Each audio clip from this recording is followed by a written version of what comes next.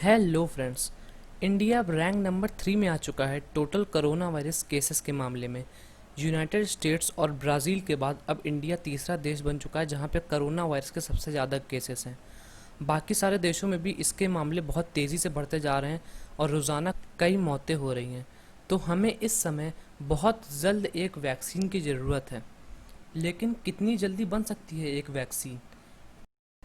आज हम जानेंगे इस वीडियो में वैक्सीन्स के बारे में कि वैक्सीन्स कैसे बनती हैं, उनको कितना टाइम लगता है बनने में और ये होती क्या हैं। तो दोस्तों, सबसे पहले हम ये जानेंगे कि वैक्सीन्स क्या होती हैं और ये काम कैसे करती हैं। दोस्तों, वैक्सीन्स को आप एक ट्रेनिंग की तरह समझ सकते हैं। जैसे अगर आपका किसी मैराथन में सिलेक्शन हुआ है तो पहले आपकी ट्रेनिंग होती है, फिर आप एक असली कंपटीशन के लिए तैयार होते हैं।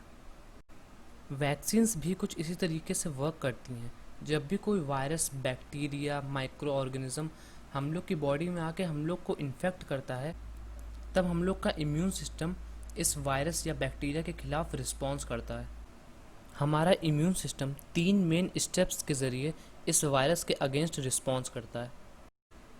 पहला, उस वायरस या बैक्टीरिया को डिटेक्ट करना, और दूसरा, उससे लड़ के उसको शरीर से बाहर निकालना।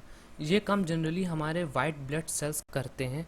इसी वजह से हम वाइट ब्लड सेल्स को अपनी बॉडी की पर्सनल आर्मी भी कहते हैं, जो किसी भी वायरस, बैक्टीरिया या माइक्रो ऑर्गेनिज्म से लड़ के उसको हमारे शरीर से बाहर निकालता है। और ऐसा करते समय हमारी बॉडी सिम्टम शो करती है, जैसे खांसी, बुखार, कफ आना और आदि। तो जब भी ऐसा कुछ आपके साथ हो रहा है, इसका मतलब आपके वाइट ब्लड सेल्स उस वायरस या बैक्टीरिया के खिलाफ जो आपके शरीर में घुसा है लड़ रहे हैं। तो ये हम लोग की बॉडी का एक प्रोटेक्टिव रिस्पॉन्स होता है उस वायरस या बैक्टीरिया के खिलाफ। और वाइट ब्लड सेल्स ऐसा इसलिए कर पाते हैं क्योंकि वो उस वायरस या बैक्टीरिया के खिलाफ एंटीबॉडीज़ जनरेट करते हैं। और हमारे इम्यून सिस्टम का तीसरा सबसे मेन काम ये होता है कि उस पैथोजन को याद रखना, यानी मेमोराइज करना। याद रखना कि अगर एक पार्टिकुलर पैथोजन आपकी बॉडी में इंटर हुआ है, तो अगर वो फ्यूचर में भी कभी इंटर होता है तो उसको जल्द से जल्द कैसे शरीर से बाहर निकालना, कैसे उसके खिलाफ रिस्पॉन्स करना। तो जैसा कि मैंने बताया, वैक्सीन्स क्या करती हैं कि वो हम लोगों को इन्हीं पैथोजन्स के खिलाफ ट्रेन करती हैं कि अच्छा, अगर कोई इस तरह का पैथोजन हम लोग के शरीर में इंटर करता है तो उसे इस तरीके से डील करना है, उसके खिलाफ ऐसी एंटीबॉडीज़ रिलीज़ करनी है और उसे इस तरीके से बाहर निकालना है। या फिर सीधे भाषा में कहें तो वो बॉडी के इम्यून सिस्टम की मेमोराइजिंग पावर को स्ट्रॉन्ग करती है। तो इस तरह से असलियत में अगर फ्यूचर में कोई पैथोजन हमारी बॉडी में इंटर करता है तो हमारा इम्यून सिस्टम पहले से ही उसके खिलाफ प्रिपेयर्ड रहेगा कि कैसे उसके खिलाफ वॉर करके उसको शरीर से बाहर निकालना है, वैक्सीन्स की वजह से। तो अब आप सबके दिमाग में ये आ रहा होगा कि आखिर वैक्सीन्स में ऐसा होता क्या है कि वो हम लोग की बॉडी को इन पैथोजन्स के खिलाफ ट्रेन करती हैं। इसका आंसर बहुत ही सिंपल है। ज़्यादातर वैक्सीन्स में वो पैथोजन खुद ही मौजूद रहता है, लेकिन डिफरेंट डिफरेंट फॉर्म्स में। कुछ वैक्सीन्स में हम उस पैथोजन को मार देते हैं और उस पैथोजन की डेड बॉडी प्रेजेंट रहती है, और कुछ वैक्सीन्स में हम उस पैथोजन को वीक बना देते हैं और वो वीक पैथोजन प्रेजेंट रहता है। और कई बार हम उस पैथोजन को काट देते हैं अलग अलग फ्रेगमेंट्स में, और उस फ्रेगमेंट्स के कुछ पार्ट्स मौजूद होते हैं वैक्सीन में। तो अलग अलग तरह की वैक्सीन्स बनाई जा सकती हैं और अलग अलग वैक्सीन्स के अलग अलग एडवांटेजेस और डिसएडवांटेजेस होते हैं। अगर वैक्सीन डेवलप करेगी ये पैथोजन को कमज़ोर बना के बिना उसे मारे, तो इस तरह की वैक्सीन्स को हम लोग कहते हैं live attenuated vaccine. Small pox और चिकन पॉक्स के लिए इसी वैक्सीन का इस्तेमाल किया जाता है। इस वैक्सीन का एडवांटेज ये है कि ये वैक्सीन बहुत पावरफुल और बहुत ही इफ़ेक्टिव होती है। वहीं इसका डिसएडवांटेज ये है कि इस वैक्सीन को बनाने में बहुत लंबा समय लगता है। और दूसरी तरफ अगर वैक्सीन बनाई गई है उस पैथोजन को मार के और उस वैक्सीन में उसकी डेड बॉडी प्रेजेंट है, तो इस तरह की वैक्सीन को हम लोग कहेंगे इनएक्टिवेटेड वैक्सीन। पोलियो, रेबीज़ और फ्लू के इलाज के लिए इसी वैक्सीन का इस्तेमाल किया जाता है। इस वैक्सीन का एडवांटेज ये है कि ये वैक्सीन सेफ़ और स्टेबल होती है as compare to live attenuated vaccine. और वहीं इस वैक्सीन का डिसएडवांटेज ये है कि ये वैक्सीन बहुत स्ट्रॉन्ग नहीं होती है और बहुत लॉन्ग लास्टिंग इम्यूनिटी नहीं डेवलप कर पाती है, इसीलिए हमको इसकी डोजेस को रिपीट करना पड़ता है। अगर आपने कभी पोलियो की वैक्सीन ली होगी तो उसे साल पर साल रिपीट करना पड़ता होगा। और दोस्तों, अगर आपकी वैक्सीन बनाई गई है एक पैथोजन के डिफरेंट पार्ट्स या उसके फ्रैगमेंट्स को इस्तेमाल करके, तो इस तरह की वैक्सीन को हम लोग कहेंगे subunit vaccine. Hepatitis B और एचबीवी के लिए इसी वैक्सीन का इस्तेमाल किया जाता है। तो दोस्तों, ये थी 3 जनरल कैटेगरीज वैक्सीन्स की। और भी बहुत तरह की वैक्सीन्स होती हैं, लेकिन मैंने आपको अभी सिर्फ एक जनरल ओवरव्यू दिया है। और दोस्तों, वैक्सीन्स ने जितने लोगों की जान बचाई है, शायद ही किसी और टेक्नोलॉजी या मेडिसिन ने जान बचाई होगी। तो वैक्सीन्स का एहसान हम लोग कभी नहीं भूल पाएंगे।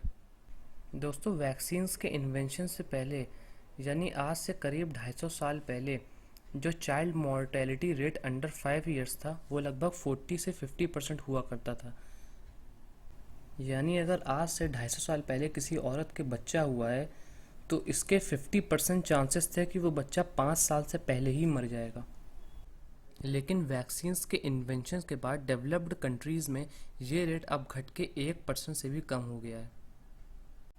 तो आप इसी बात से अंदाज़ा लगा सकते हैं कि वैक्सीन्स ने कितने सारे लोगों की जान बचाई है।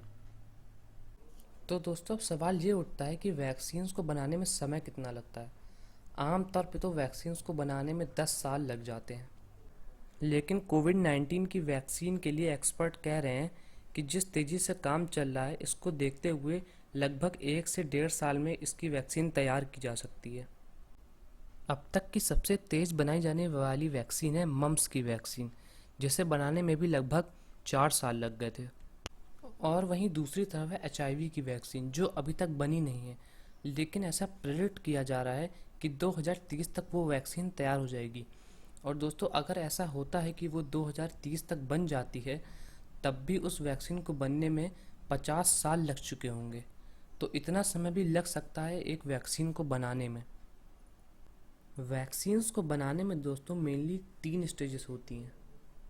पहली होती है यहाँ पे रिसर्च स्टेज, जहाँ पे साइंटिस्ट रिसर्च करके ये पता लगाते हैं कि कौन सी वैक्सीन ज़्यादा इफ़ेक्टिव रहेगी या कौन सी बनाना सही रहेगी, उन्हें सब यूनिट वैक्सीन बनानी चाहिए या इनएक्टिवेटेड वैक्सीन बनानी चाहिए। तो रिसर्च करके इसमें ये लोग ये पता लगाते हैं। और दूसरी स्टेज होती है टेस्टिंग स्टेज, जहाँ पे टेस्ट करके ये पता लगाया जाता है कि जो वैक्सीन हमने चूज़ करी है वो कितनी इफ़ेक्टिव है। और टेस्टिंग स्टेज के भी अलग अलग फेज़ होते हैं। पहला फेज़ होता है प्री क्लिनिकल ट्रायल्स। इसमें वैक्सीन को लेबोरेटरी के अंदर सेल्स में ट्राई किया जाता है या तो इसको जानवरों में ट्राई किया जाता है, और पता लगाया जाता है कि ये वैक्सीन्स कितनी इफ़ेक्टिव हैं और सेफ़ है या नहीं। इसके बाद दोस्तों ह्यूमंस पर ट्रायल किए जाते हैं, जिसे हम कहते हैं क्लिनिकल ट्रायल्स। क्लिनिकल ट्रायल्स के भी दोस्तों 4 अलग अलग फेज़ होते हैं। पहले फेज़ में हम इसे कुछ ह्यूमंस में ट्राई करते हैं और पता लगाते हैं कि ये वैक्सीन कितनी इफ़ेक्टिव है और सेफ़ है या नहीं। और दूसरे फेज़ में हम इसे कुछ हंड्रेड्स ऑफ लोगों में कुछ महीने के लिए टेस्ट करते हैं और पता लगाते हैं कि वैक्सीन की क्या डोसेज होनी चाहिए और कितनी उस वैक्सीन की इंटेंसिटी है उस पैथोजन से फाइट करने के लिए।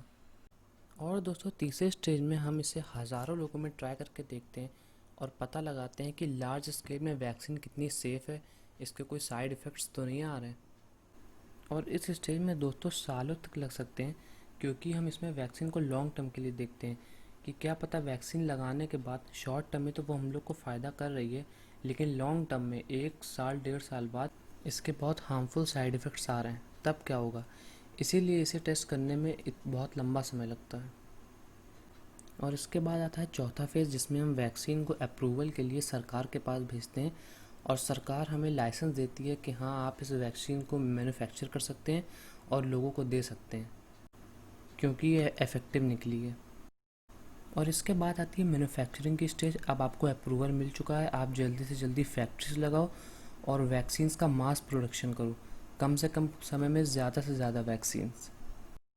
तो दोस्तों आज के लिए बस इतना ही। अगर आपको मेरी वीडियो पसंद आई हो तो लाइक कीजिएगा और मेरे आने वाली वीडियोस की नोटिफिकेशन पाने के लिए सब्सक्राइब कीजिए।